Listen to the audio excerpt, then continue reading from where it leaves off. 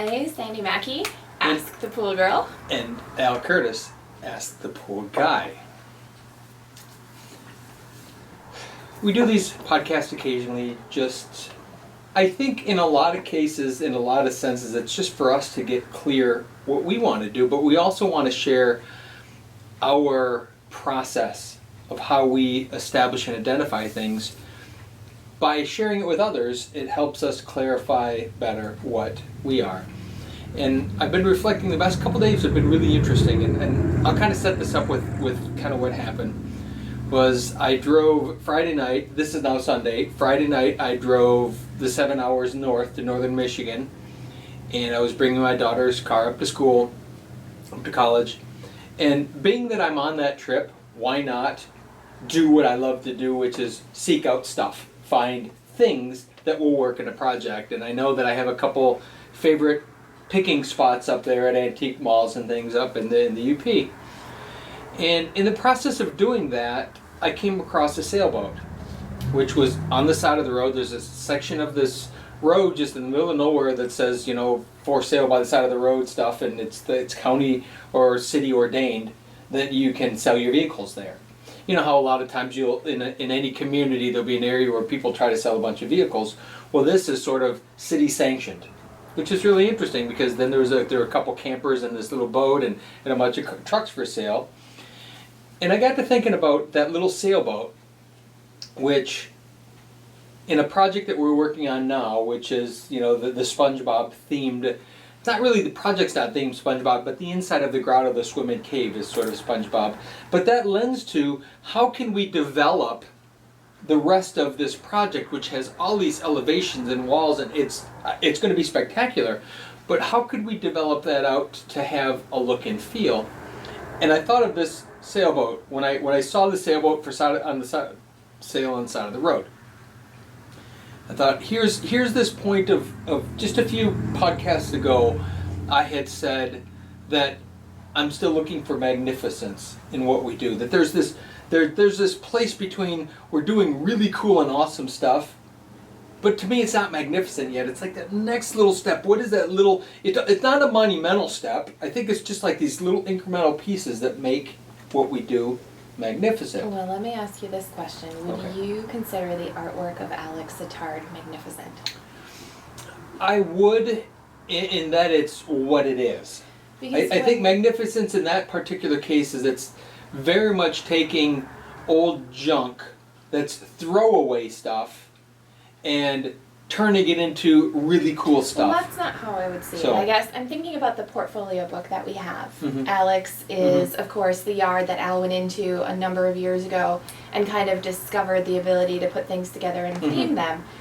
And the part that I would relate this to with Alex's yard is not the reclaiming of junk, but it's the immersion in an environment, because you walk into his pirate ship and you're in a pirate ship, or you go to the gold mine and you're at a gold mine. So sure, he does his art in a certain way that takes all those little elements of reclaimed pieces and puts them together, but I think the magnificence that I'm referring to comes from you're in it. When you're there, you have no choice but to be immersed in it, because it's kind of surrounding you. And it's not overpowering, but all of those little details are kind of put into place that you can't help but be awe-inspired as you just glance around you.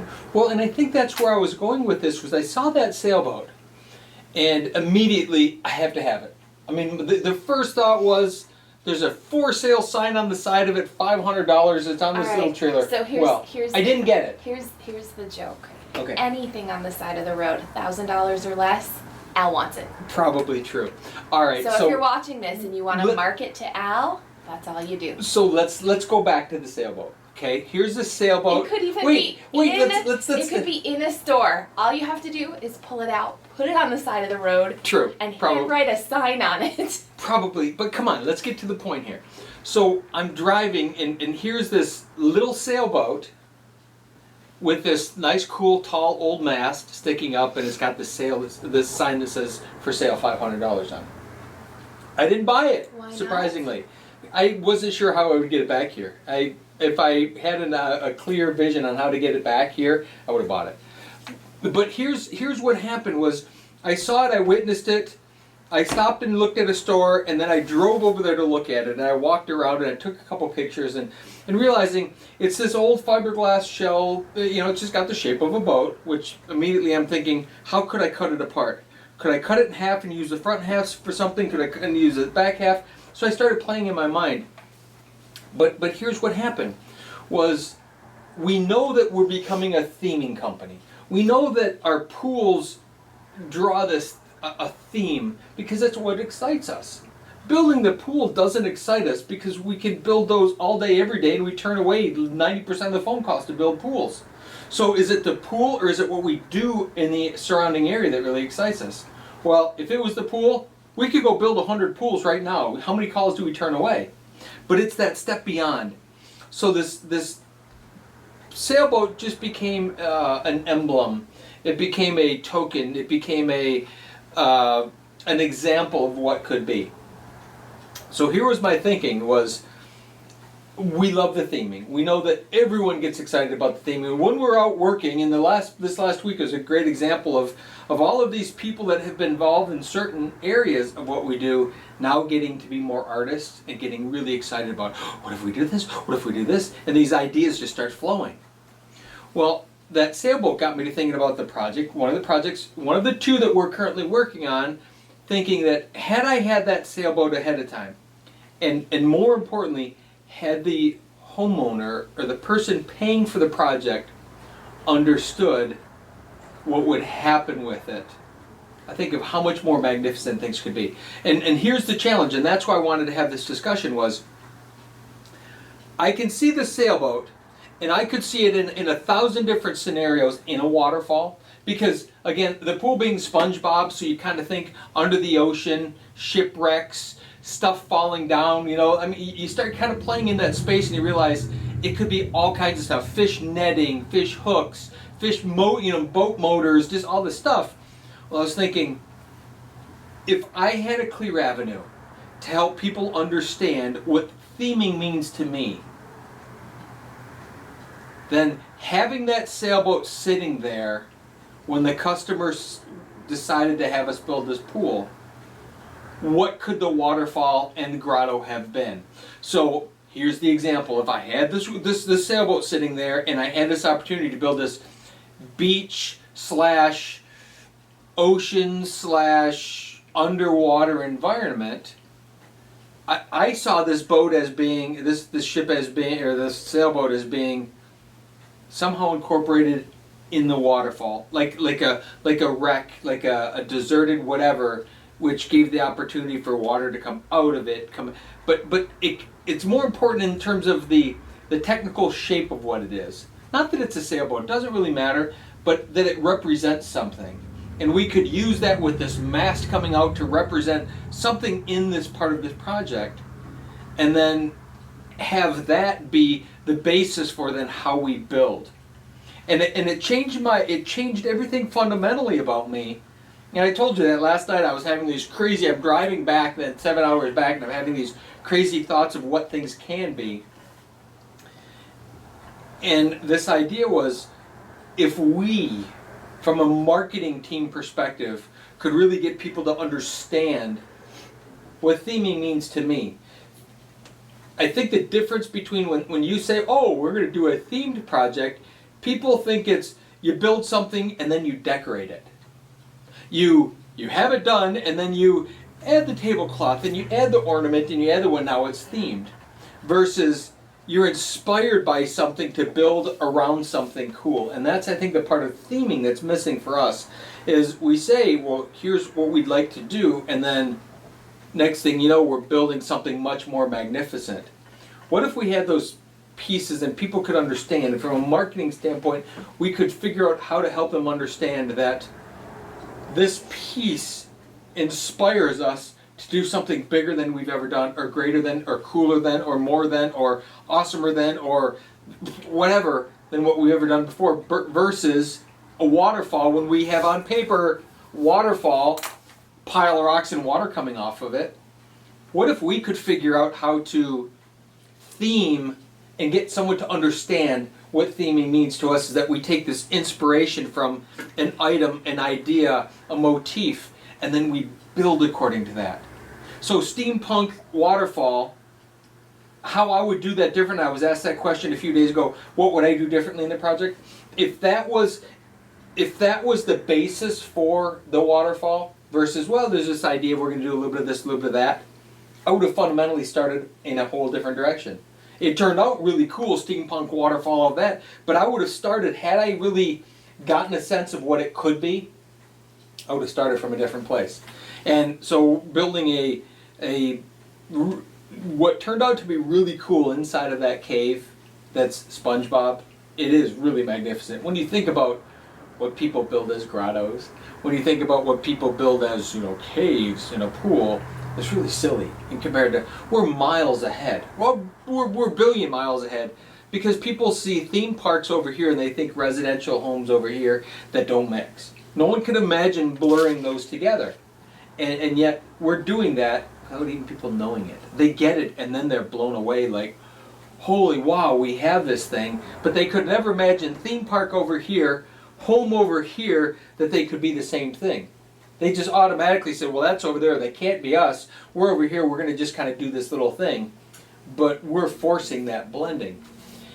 And so my question to you, this long dissertation, sorry. This is the Al show today. Very long dissertation. And I'm very okay with that. Sometimes we just have to get your ideas out. I'm trying to spew all of this stuff out so that I can get your insight into it, because to me it's this jumbled mess of all of this awesomeness that I want to be. But I know that I can have great ideas, but without you masterfully creating this pathway that gets people to understand, I can have all these ideas and have nothing. So I'm trying to dump it all out there so that I can then ask you questions that are specific to this. So anyway, getting back to that, I didn't buy this sailboat. I wanted to. There was a cool old boat motor I wanted to buy. I didn't buy that. Just stuff. But I recognize that because we don't know how to explain theming. Think about the last several projects and how we've kind of proposed theming budgets but kind of not understood how to, or the customer not understanding what that meant. How could we visually, tactily, verbally, mentally, whatever, help people understand kind of what inspires us to do? And once we start something, we're going to go way over the top. We are going to over-deliver like you can't imagine. I mean, most people, isn't that kind of a fairly common comment? Do you know how we do it? You're ready for it now. You weren't then. Yeah. Because now all it takes is this conversation with a homeowner. Yeah. Using your words to explain what it is. So I think you were in the process of developing what it could be, and I think now you really have it. And you can point to our different projects that have incrementally been getting greater in the amount of detail and in the amount of theming that's happening. And I think that was evident when Jody, our landscaper, went to the steampunk pool.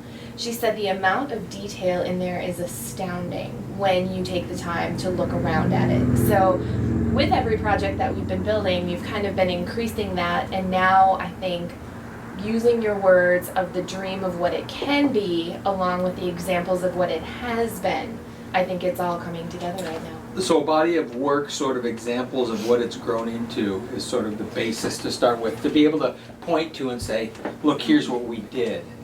Well, and the other thing that could happen was taking people on a tour of like Alex Sittard's yard. The hesitation with that, though, is if somebody isn't ready for total immersion, it would scare them. Yeah, if you say, I want to do this in your yard. Right. So it's finding that balance between somebody who really wants the pool, who kind of understands like the beginning of the theme park.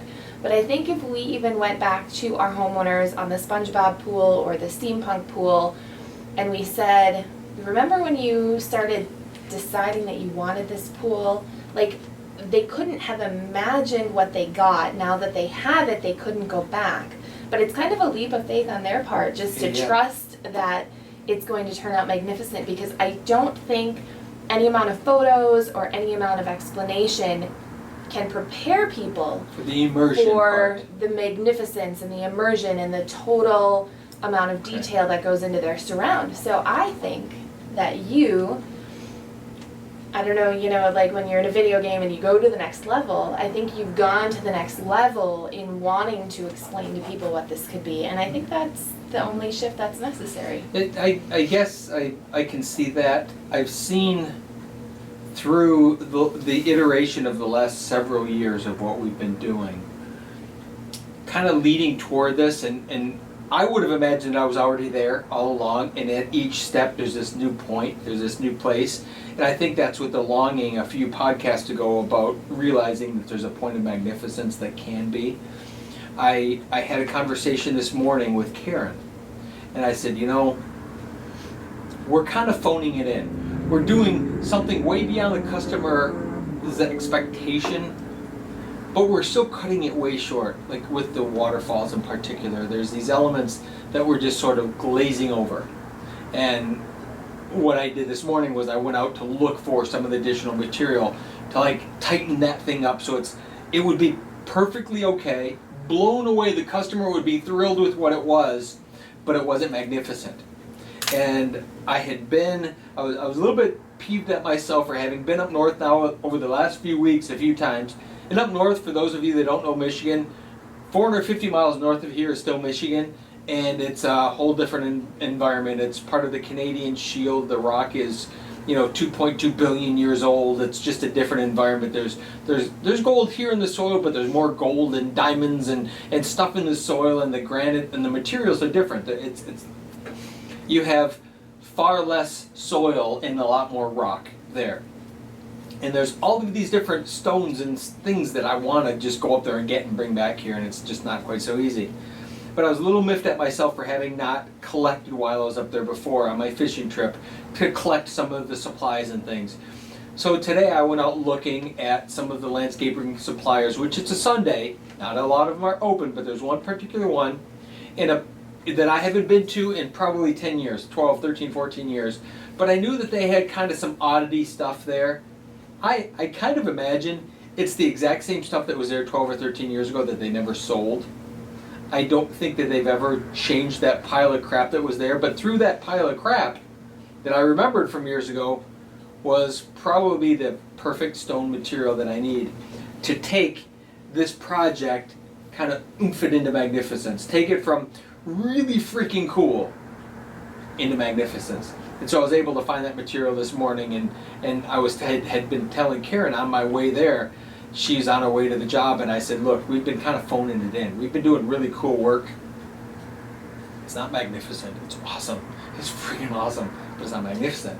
And I was telling her that I'm going to look for this material because I can see the level of detail, not in the doohickeys and the doodads that we put there. I think we're doing just fine with the accent pieces, but sort of the background. So this extra stone that I went to look for isn't like jumping out at you. It's sort of creating the background to make everything we do really good. And I think that's probably somewhere we haven't spent enough time, is laying out the background. We've done the foreground stuff, and then we've sort of just brushed over everything else. And I think what we're doing now is we're going to say, here's the foreground, how awesome. Here's the background that makes it better. And I think that's another big shift that's finally happening in terms of that magnificence factor. So, today, to me, was talking about this idea of, and you probably explained it well, and hopefully you can get you a few more words here, is, what do we do from a marketing standpoint? What do we do to tell that story, to help people really understand what it is we do? Well, I and think, the passion that we do it. Yeah, this brings up, so what I'm hearing from you too is when you're saying, like, I've been phoning it in, it's that you're willing, and I think Karen is willing, as well as everybody on our team is willing to immerse themselves in the process more. And when we have the discussion of artists, what makes famous paintings special, magnificent, worth, priceless? It's not the paint, it's not the canvas, but it's the immersion that went into creating the art. And I'm hearing that, in a sense, is coming through into a whole new level. And I think that is back to the conversations that you and I have been having when people say, oh, so you build pools, and we almost don't even want to talk about it. It's because unless somebody is willing to pay attention on the immersion level, yeah, we just build pools. It doesn't even make sense to go into the discussion of what it is unless somebody is already in a place where they could appreciate the conversation. And I think that's a difference too that needs to start coming through in the marketing is very much there's pools and then there's experiences. And we only are interested in building the experiences, and we're only interested in talking about the experiences in terms of what Legendary Escapes does. Of course, you know, for the rest of the industry, and as Ask the Pool Guy, absolutely, all pools, all water are celebrated. Absolutely. As we specialize even more in the Legendary Escapes experience and explaining more of our certain way, I think it's when it comes into dialing into that immersion and experience and using those kind of words. And not everybody is going to understand, Right. but the ones who do, those will be the right ones to work with. They'll get it. Well, and I think, again, my mind is a jumble of a million thoughts. Much like last night while driving, I couldn't stop thinking about details yet big picture things. I don't know that our industry understands, let alone people understand, and here's a good case in point. I was in Home Depot, of all places, recently. Because you're never in Home Depot. I'm never Home Depot. I'm there all the time. But, you know, I'm in Home Depot doing a thing, but I don't necessarily expect to interact with people other than cashiers and dealing with that or people helping me find things. But I saw a guy who used to work for us years and years ago, used to do part-time pool openings and closings, seasonal, and he's gone on to do that. He's within the family of everyone that knows, quote unquote, about pools, because he's a fringe member of the family who I bought the company from. So he would kind of know what we did and really get that. And he was asking me, he said, "Oh, I hear you're kind of like doing landscaping." And I don't mean to make it sound silly, but that's what, to me, it was kind of like him going without saying anything. Because he was saying, "Well, so you're doing pools." Yeah, we are. We're doing pools. But he didn't understand at all. And I struggled with trying to explain to him what that really means. Because to him, pools are what they've always meant for the 30 or 25 years that he probably, this particular guy was probably already part-time doing openings and closings with the previous owner when I started. I probably did openings and closings on pools in the spring and the fall, the years I started with him, working part-time as extra money working for the previous owner. So he's got 30 years of experience of doing pools. And he made the comment, "So you're still doing pools?" Yeah, kinda. You know, it was that moment of, do I want to go there? Do I want to talk about this full immersion thing we're talking about? And I just said, "Yeah, you know, we're doing a really specialty thing now." And he said, "Oh, so you mean like you're doing landscaping?" No, not really. We're doing hardscape. We're doing all of these things, but would you call what we do landscaping? You need to start using the word theme parks. Yeah, I guess. I built theme parks. I had this to me he was saying like, "Well, you do landscaping?" Well, no, I don't do landscaping. I mean, I kind of do, because landscapers do some of the stuff we do. If people don't have a mailbox to put it in, you need to use words that make different sense. words, something different. Well, I think ultimately what I probably should have said and didn't was, you know, when you get the chance, look at our website. You'll get a sense of what that is. But his idea of doing pools was, as I kind of reflect back on that, what everybody within that family, and it's a huge family in the pool industry, would think pools are doing. And it was kind of one of those awkward moments. And I have those occasionally. We've talked about that in many recent posts about how having a discussion with someone about what we do is kind of difficult to explain. It's not difficult if you don't have a mailbox. If you have a mailbox of what you expect it to be, it's pretty difficult to explain.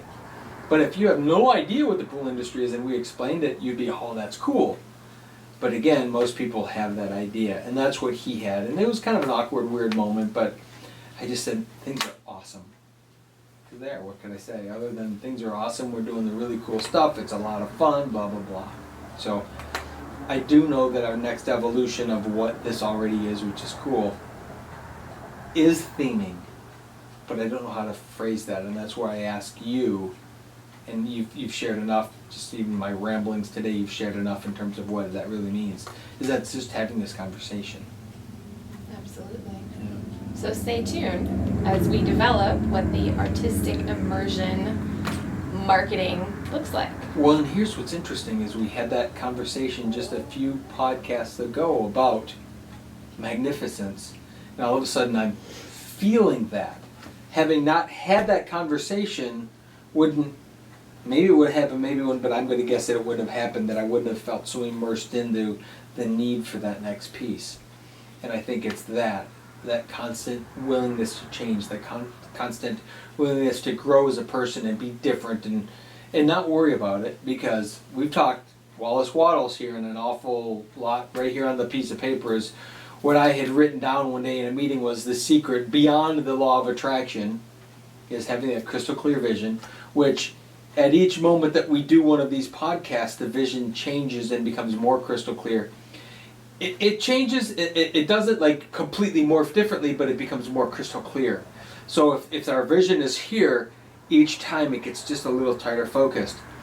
And of course, having that crystal clear vision is critical to any business. Not just pools, not just pool design, but any business is, or life in general, is having a vision of what you want. And then backing up with a purpose, a reason to do it. I hope that my actions show my purpose. That it's something that oozes from me at all times. I can't help but walk into the little dinky piled up antique shop in the middle of nowhere and get excited about talking about why I'm looking for stuff. And then beyond that having that purpose is really the guts to see it through, because this, more than anything else, is just going into uncharted territory. What we're doing is uncharted. It's not, oh, there's a guy that did it, oh, there's a guy that did it, or there's a guy that did it, and we can follow that path. It's that guts to say, I don't care, I'm going to do it. And it's those three parts of that principle that Wallace Wattles teaches that we've certainly helped to understand our certain way. And I think it's crystal clear vision, having the strong purpose to do it, and then really backing it up with the guts to say, I'm going to frickin' do this. I'm going to be done with it. So, anyway, those are my thoughts for the day. Awesome. Until next time.